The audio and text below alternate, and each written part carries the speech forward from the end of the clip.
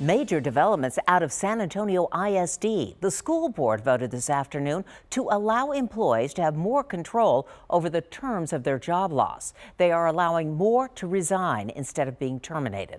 Last month, the district cut 132 employees, blaming a decline in student enrollment and, as a result, a $31 million revenue loss. Eyewitness News reporter Sharon Ko joins us now live with more on exactly what this means. Sharon.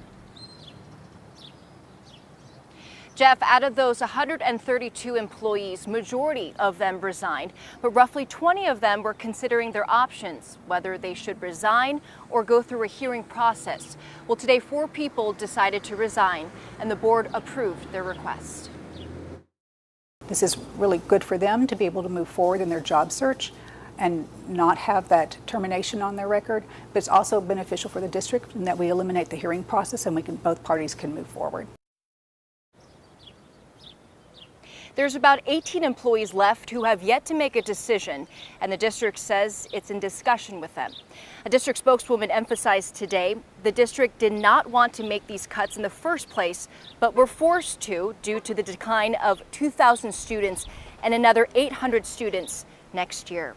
Out of the employees left in limbo, the district spokeswoman says one person has decided to go through a hearing process, and that hearing is scheduled for later this week. Reporting live, Sharon Ko, KENS 5 Eyewitness News.